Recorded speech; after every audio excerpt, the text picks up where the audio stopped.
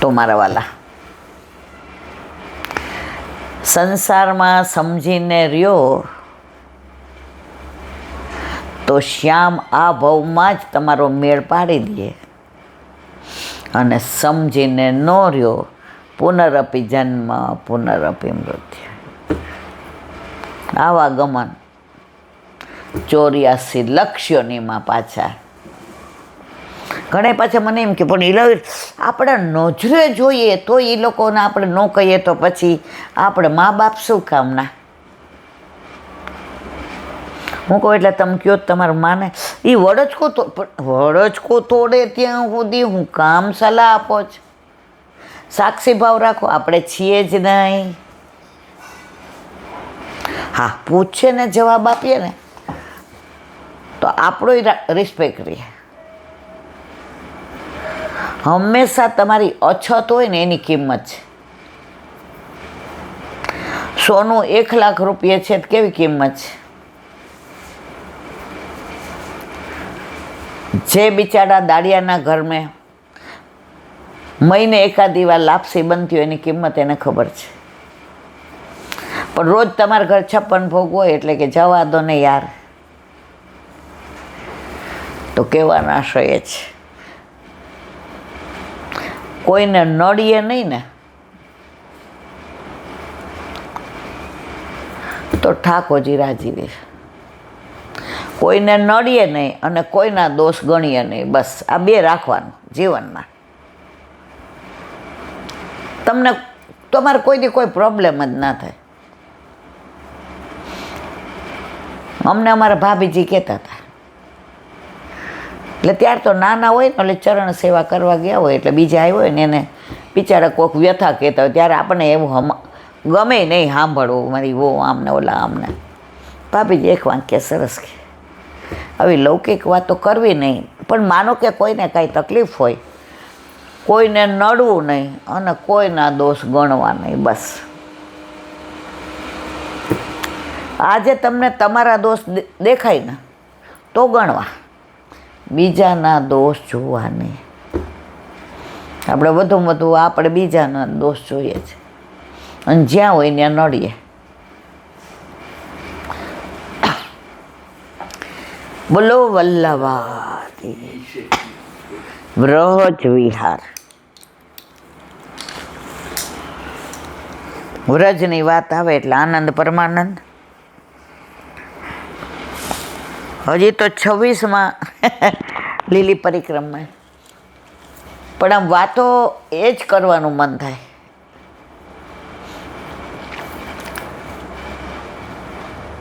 પરિક્રમામાં રાસધારીઓ હોય એ લોકોનું જે આપણને આમ ચરણ સ્પર્શ કરવાનું મન થઈ જાય. એ લોકો એની અંદર જ તન્મય થઈ જાય, ભૂલી જાય કે અમે રાસધારીઓ છીએ. ઠાકોરજી બન્યા હોય એવી લીલામ રાધાજી બન્યા હોઈએ. તો અમે નાના હતા ને ત્યારે 1-2 વાર આવી રીતે અઠવાડિયું 10 દી આવ્યા હતા. તો અમે જેની ભેગા આવ્યા ને એ વૈષ્ણવ તાજસી, એટલે એણે રાસધારીના જે હેડ હતા ને એને બોલાવીને કીધું કે ભાઈ તમારે સામગ્રીના મારે. એ કે બા અમે તો બહુ જણા છીએ કે, કારણ કે બાએ કપડાં એવા પહેર્યા હતા કે ઓલા ભાઈને એમ થયું કે આ નહીં દઈ શકે.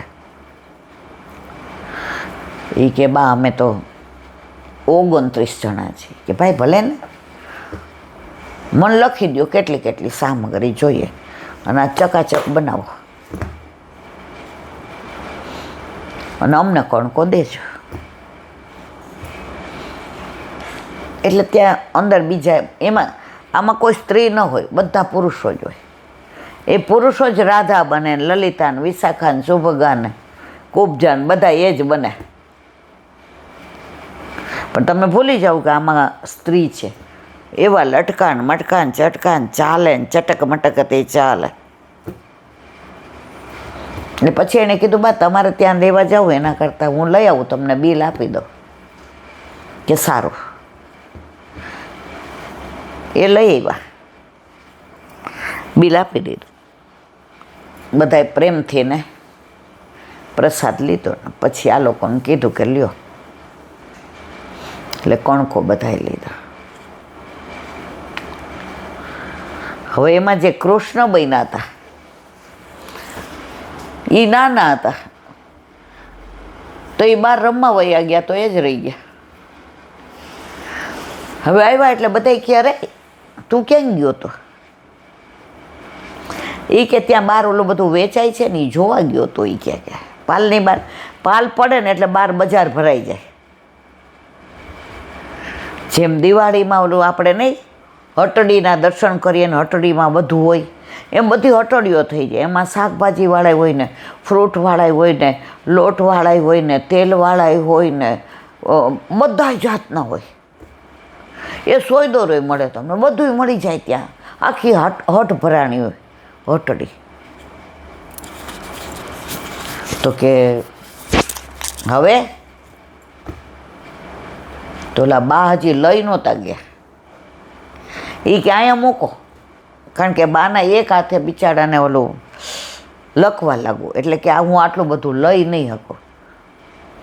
તો પાલમાં ગયા તો એને 3-4 જણા મળવા આવ્યા, તો બા ભૂલી ગયા કે આ લઈ જવાનું. એટલે પછી ઓલાને કે હાલ આપણે લઈ આવીએ. એ કે ત્યારે ઓલાએ કીધું કે બા એ કે લો મૂળ જ રહી ગયા. અને પછી એમણે પ્રસાદ લીધો અને પછી આ લઈ આવ્યા. તો વ્રજમાં તો આવું બધું તો બને જ રાખે છે. વ્રજલીલાની અંદર તમે જુઓ ને રોજ નવા અનુભવ થાય. એકવાર એક વૈષ્ણવ કે અમે લીલી પરિક્રમામાં ગયા તો સવારે એ કે પાલની બહાર ચા પીવા ગઈ. મને એ કે ચા ન પીવું ત્યાં સુધી બગાસા જ આવે બધા. એટલે જેવું ઉઠો ને એટલે એ કે સીધી ચા પીવા વહી જાઓ. તો હું એ જ્યાં પીતી હોય ત્યાં જ પીવું. તો તે દી ખુલ્લું નહોતું એટલે બાજુમાં પીતી, તો મને ઉઈ ગઈ નહીં. એટલે ઠાકોરજીને પછી શ્રૃંગાર કર્યા ને બધું કરીને ચાંપીજી લીધા અને દર્શન થતા હતા. તો કરીને જેને પાલમાં દંડવત કરવા ગઈ. જે કે આજ કેમ ઉદાસ લાગો છો, રોજ તો થનગન કરતા આવો છો? એ કે ના ના કોકો. જે કે ઉભા રહ્યો, હું પી લઉં ને એટલે અધરામૃત લઈ જાઉં. અડધો ગ્લાસ ભરીને ચા આપી. ઓલા બેન કે આ અંતર્યામી ગણું કે શું ગણું? આવીને ત્યારે એમ થતું હતું હાથમાં ગ્લાસ છે, થોડુંક અધરામૃત આવે ને તો આજે મને ચામાં મજા આવી ને.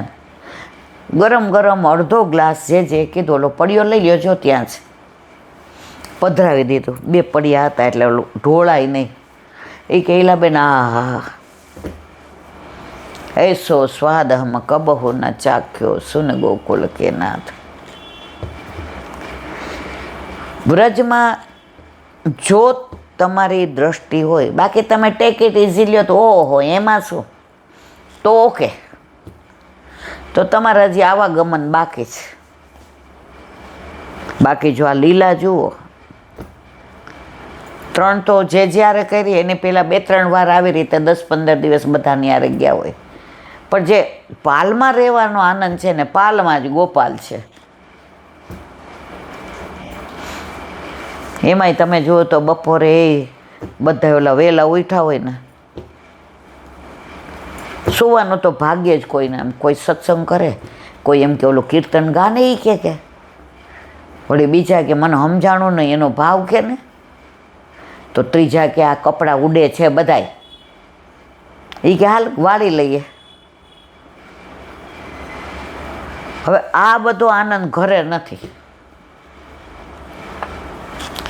તો વ્રજ છે. અત્યારે આપણે વ્રજ વિહાર નવનીત પ્રિય શાસ્ત્રીને ભગવત સ્મરણ. કાલે આપણે પાંડવ ગંગાનું દર્શન કર્યું. આજે બડી બઠેન. બડી બઠેન અને છોટી બઠેન ગામ પાસે છે. બડી બઠેનમાં બલભદ્ર કુંડ શ્રી દાઉજી મંદિર છે. આગળ જય વિજય કુંડ, સનત કુમાર કુંડ, વેદોખોર વેદ વિહારીજીના દર્શન છે. બઠેનમાં બધું સુખ મળે પણ કૃષ્ણ દર્શન ન થાય તે દુઃખ મોટું. બડી બેઠન એટલે દાઉજીની, જ્યાં બિરાજતા હોય બઠેન એટલે બેઠક, એ દાઉજી ભૈયા, અને છોટી બઠેન એટલે લાલાનું. તો દાઉજી ભૈયા હોય ત્યાં કૃષ્ણ દર્શન થાય નહીં. એટલે સખ્યો કે અહીંયા સૌથી મોટું દુઃખ આ જ, બધું ભૌતિક સુખ અહીંયા મળે પણ જે સુખ માટે અમે તરસીએ છીએ એ ના મળે. એટલે કહે છે, એક સખી બીજી સખીને કહે છે, પરમાનંદ ગાય છે, ચલરી સખી નંદગામ જઈ બસીએ, ખીરત ખેલક વદ ચંદ જૂસો હસીએ, બસત બઠે ને સબ સુખ માય, એક કઠિન દુઃખ દૂર કનાય. અહીંયા બધુંય સુખ છે, કોઈ વાતે તકલીફ નથી, પણ છતાંય મોટામાં મોટું દુઃખ, એક કઠિન દુઃખ દૂર કનાય. ઠાકોરજી દૂર છે. આપણે બધાય કરોડો જન્મોથી વિખૂટા પડ્યા છે. ગાડી હોય ને બંગલા હોય ને વાડી હોય ને વજીફા હોય ને,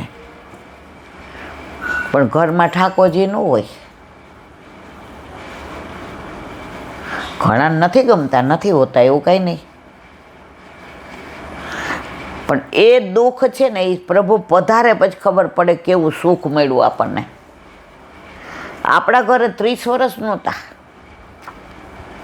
આપણે બે પૈસો મારો પરમેશ્વરને હું પૈસાનો દાસ, ચારે બાજુ અહીંયા ટ્યુશન કરવા જઈએ ને, અહીં નોકરી કરીએ ને, અહીંયા ઓલા ટાઈપ ક્લાસમાં જઈએ ને, અહીંયા પાછા ઘરે ઓલા છોકરાઓ આવે એને છોકરાવાળે ભણાવીએ કે જે 50 રૂપિયા 100 રૂપિયા 200 રૂપિયા મળ્યા જલ્દી મારે ઘરનું ઘર થઈ જાય.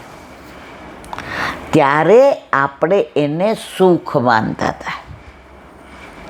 પણ સુખ હોય ત્યાં દુઃખ હોય, પણ આનંદ હોય ત્યાં પરમાનંદ હોય. પછી પ્રભુ પધાર્યા ત્યારે ખબર પડી જે શોધતા હતા એ આ હતું. પેલું નહોતું જેના માટે દોડાદોડ કરી. આ બધુંય છે, લ્યો હાલો ભેગા લઈ જાશું. આ ઓલા ચોક જેવું થાય. પતિ આખી જિંદગી એટલી મહેનત કરી, કરોડો રૂપિયા ભેગા કર્યા, હવે આવ્યું તેડું. પત્નીને કે આ બધુંય છે ને મારી ઠાઠડી બાંધે ને એમાં મૂકજે. એક પૈસો ન રહેવા દેતી. મેં કેવી રીતે કમાણું જ ખબર છે? પત્ની કે સારું. ગયા લીલામાં. હવે કે આટલા બધા પૈસા, બધાને કે ઉભા રહ્યો મારે એક વસ્તુ મૂકવાની. એક કાગળ મૂક્યો કવરમાં. એને બેન કે આ શું કર્યું? એ કે એને કીધું તો બધાય પૈસા મૂકી દેજે, ભલે બળી જાય, મારે લઈ જવા જ ભેગા. આ બધાનો ચેક મૂકી દીધો એટલે ભલે બળી જતો. એ કે આપણે બધા આ ચેકવાળા જ છીએ, પણ છતાંય મેં ને તમે ભેગું શું એ જ કર્યું. પણ સમજ્યા ત્યાંથી સવાર, હવે નહીં.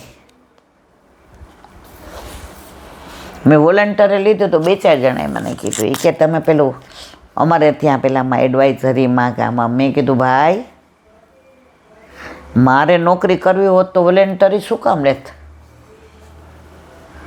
આટલા બધા વરસ વહેલી છોડી હું કામ દેત?